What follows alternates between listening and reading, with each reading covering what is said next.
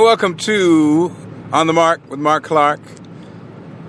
Podcast today focuses on relationships.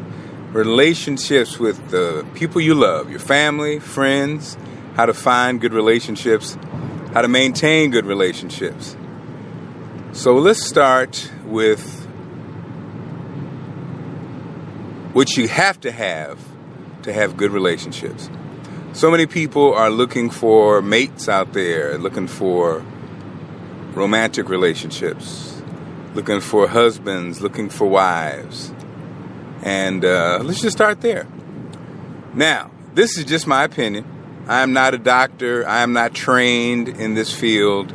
I'm just a guy who's been married for over 12 years and, I'm 46 years old and I've lived a long life. And I'm just sharing some observations I have as far as my relationships go. And I think, it could be helpful. Now, starting with my relationships, I was an only child. So my mother did a great job of making me understand the importance of loving yourself, entertaining yourself, surviving by yourself. As an only child, I think my mother didn't want me to get caught up in following the crowd, because obviously when you're an only child, you don't have a crowd to follow, and you would be vulnerable to the whims of your peer group and those around you. So my mother really stressed and enforced the importance of me being able to get along by myself.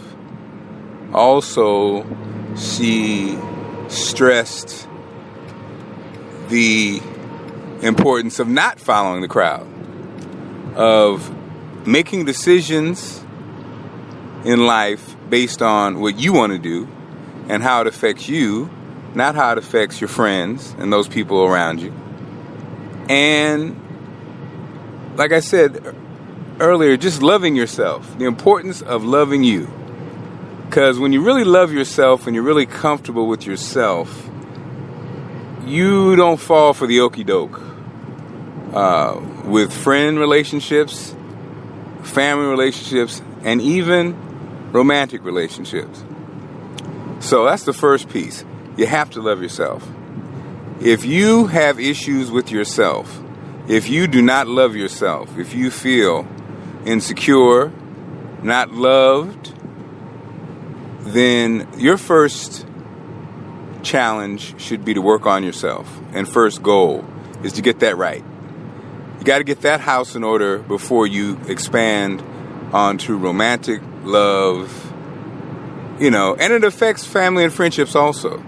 If you don't love yourself, if you don't respect yourself, then you have to work on yourself. And once you've worked on yourself and worked that all out, then you'll be ready to explore relationships.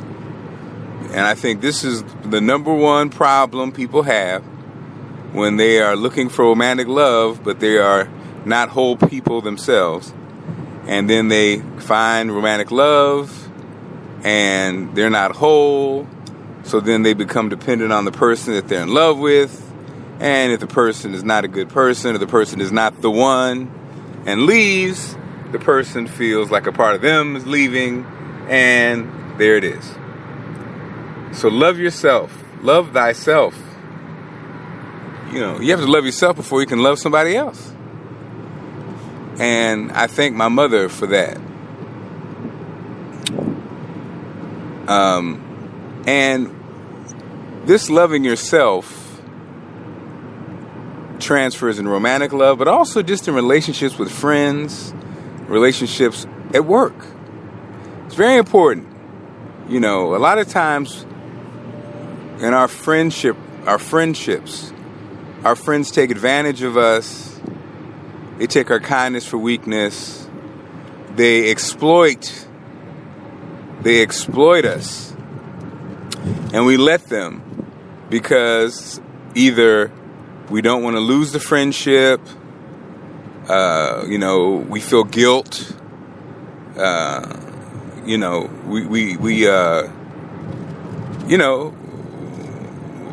it ends up being a situation where, again, back to your self-esteem situation.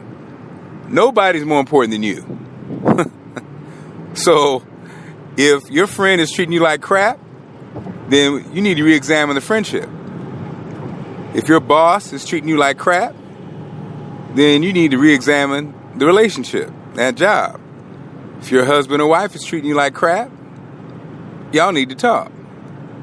If your mother, your father, your sister, your brother, your cousins treat you like crap, we need to examine that relationship. Nobody has a right to treat you like crap or make you feel like crap and you not adjust or have a conversation or get some clarity, or you get out of that space because you have to preserve you. And so funny, my mother said this all the time, and just because she said it didn't mean I got it, of course. I went through my phases of getting it, where I put myself in bad situation after bad situation and fell short or ended up disappointed or ended up hurt until I finally learned that valuable lesson. And the interesting thing is when you start treating yourself with respect, other people will treat you with that same respect. And in fact, you won't even attract foolishness, because foolishness can peep out security and self-respect and confidence. So it won't even come your way. It won't even come your way. Believe me. People look at, ask about my relationship with my wife, and my relationship when I dated people, and I never had drama. I never had much drama in my relationships when I was dating, because I looked at it like this: I enjoy myself. I enjoy being by myself. I enjoy going to the movies by myself. I enjoy my life. There's a certain energy and positive force and spirit that existed that I just carry. So when I started dating people, if they didn't have that same spirit, that same energy, if they became a hassle, if it was drama, then that was not going to work.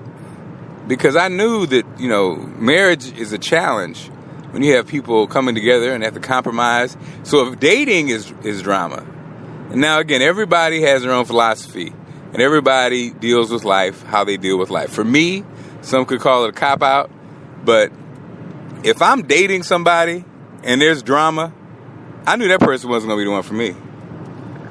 Because again, I can be by myself and have no drama. So when I'm adding somebody to the relationship, this is someone who's going to add a dimension of enjoyment and fulfillment, not somebody who's going to just drag me down. So if you're in a relationship and you ain't married, when you marry somebody, you've signed up for it, okay? You said, okay, I'm going to come together with this person, and we're gonna, better or worse, work this thing out. When you're dating somebody, you ain't signing for that.